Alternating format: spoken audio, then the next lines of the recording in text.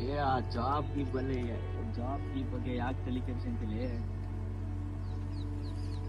ಸುಮ್ಮನೆ ಯಾವ್ದಾರು ಒಂದು ಕೆಲಸ ಮಾಡ್ಬಿಡ. ಸರಿ ಕೊಡ್ತೀನಿ ಅಂತ ನೋಟ್ಸ್.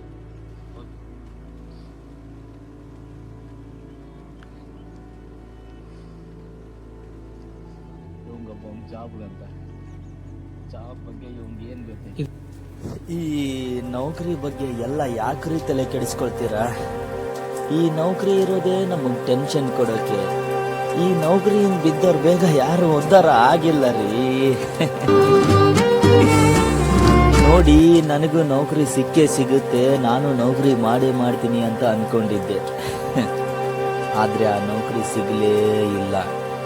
ಈ ನೌಕರಿಗಾಗಿ ನಾನು ಹಗಲೆಲ್ಲ ಕಷ್ಟಪಟ್ಟು ರಾತ್ರಿ ಎಲ್ಲ ನಿದ್ದೆಗೆಟ್ಟು ಪೇಜ್ ಟು ಪೇಜ್ ಓದ್ಕೊಂಡು ಪಾಯಿಂಟ್ ಟು ಪಾಯಿಂಟ್ ಬರ್ಕೊಂಡು ಕಂಪ್ಲೀಟ್ ಪ್ರಿಪೇರ್ ಆಗಿ ಎಕ್ಸಾಮ್ ಬರೆದೆ. ಆದರೆ ನನ್ನ ರ್ಯಾಂಕೇ ಬರಲಿಲ್ಲ. ನನಗೆ ಗೊತ್ತಾಗೋಯ್ತ್ರಿ ನನಗೆ ನೌಕರಿ ಸಿಗಲ್ಲ ಅಂತ. ಯಾಕಂದ್ರೆ ನನ್ನ ಹಣೆ ಬರದಲ್ಲಿ ನೌಕರಿನೇ ಇಲ್ಲ ರೀ.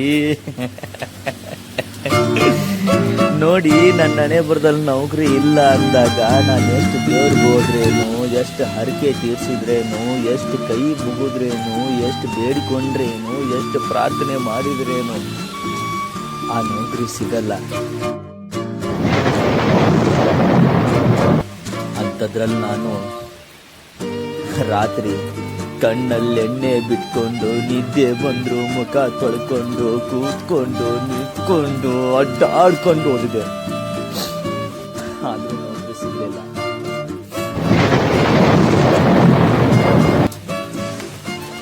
ಈ SDA, FDA, PDO, IAS, KAS ಅದೇ ಆ ಗೇಟ್ ಮುಂದೆ ನಿಂತ್ಕೊಂಡು ಕೆಲಸ ಮಾಡ್ತಾರಲ್ಲ ವಾಚ್ಮ್ಯಾನ್, P1 ಅಟ್ಲೀಸ್ಟ್ ಅದನ್ನಾದ್ರೂ ಬರ್ತ ಅನ್ಕೊಂಡೆ. ಆ ನೌಕರಿನೂ ಸಿಗ್ಲಿಲ್ಲ. ನೌಕರಿ ಸಿಗ್ಲಿಲ್ಲ ಅಂತ ನನಗೇನು ಬೇಜಾರಿಲ್ಲ ರೀ. ನನ್ನ ಇಡೀ ಲೈಫಲ್ಲಿ ಈ ನೌಕರಿಗಾಗಿ ಇರೋ ಬರೋ ಪುಸ್ತಕನೆಲ್ಲ ಓದ್ಕೊಂತ ನಾನು ಎಳ್ದಿರೋ ಇಷ್ಟು ಲೈಫನ್ನು ತಳದ್ನಲ್ಲ, ಅಷ್ಟು ಸಾಕು. ಇದನ್ನೇ ರಿವೈಂಡ್ ಮಾಡಿಕೊಂಡು ಹೇಗೋ ಇನ್ನುಳಿದಿರೋ ಲೈಫನ್ನು ಕೂಡ ಸ್ವಲ್ಪ ತಳ್ಳಿಬಿಡ್ತೀನಿ. ಬಿಟ್ಬಿಟ್ಟೆ ಕಣ್ರಿ, ಈ ನೌಕರಿ ಆಸೆನೆ ಬಿಟ್ಬಿಟ್ಟೆ. ಯಾಕಂದ್ರೆ ಈ ನೌಕರಿಗಾಗಿ ನನ್ನ ಹತ್ರ ಹಣ ಇಲ್ಲ ರೀ. ಹಣ ಇಲ್ಲ ಅಂದ್ರೆ ನನ್ನ ಹತ್ರ ಎಷ್ಟು ಟ್ಯಾಲೆಂಟ್ ಇದ್ರು ನನಗೆ ಬೆಲೆನೇ ಇಲ್ಲ ರೀ, ಬೆಲೆನೇ ಇಲ್ಲ. ಆದ್ರೆ ಒಂದ್ ತಿಳ್ಕೊಳ್ಳಿ, ಇರಿ ನಾನೇ ಹತ್ರ ಬರ್ತೀನಿ, ದೂರ ಇದ್ರೆ ಏನು ಕೇಳಿಸಲ್ಲ ರೀ. ಇರಿ ಹತ್ರ ಬಂದೆ.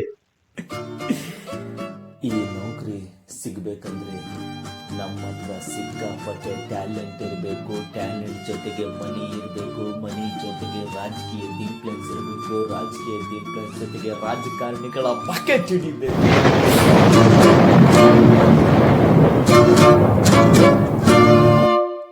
ಆದ್ರೆ ನಾನು ಯಾವತ್ತೂ ಆ ಥರ ಮಾಡಲಿಲ್ಲ ರೀ, ಮಾಡಲಿಲ್ಲ.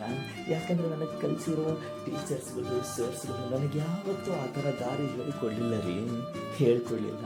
ಪಾಪ ಮುಕ್ತ ಜೀವಿಗಳಾದಂಥ ಟೀಚರ್ಸ್ಗಳಿಗೂ ಸರ್ಸ್ಗಳಿಗೂ ಏನು ಗೊತ್ತು? ಇಡೀ ದೇಶನೇ ಲಂಚದಲ್ಲಿ ತುಂಬಿದೆ, ಇಡೀ ದೇಶದಲ್ಲಿ ಲಂಚಕೋರರು ತುಂಬಿಕೊಂಡಿದ್ದಾರೆ ಅಂತ. ಸಣ್ಣ ಇಲಾಖೆಯಿಂದ ಹಿಡಿದು ದೊಡ್ಡ ಇಲಾಖೆವರೆಗೂ ಲಂಚ, ಸಣ್ಣ ಆಫೀಸಿಂದ ಹಿಡಿದು ದೊಡ್ಡ ಆಫೀಸರ್ಸ್ವರೆಗೂ ಲಂಚ, ಸಣ್ಣ ಹುದ್ದೆಯಿಂದ ಹಿಡಿದು ದೊಡ್ಡ ಹುದ್ದೆವರೆಗೂ ಲಂಚ, ಗುತ್ತಿಗೆದಾರ ತನ್ನ ಖಾಸಗಿ ನೌಕರರನ್ನು ತಗೊಳ್ಳೋಕ್ಕೂ ಲಂಚ.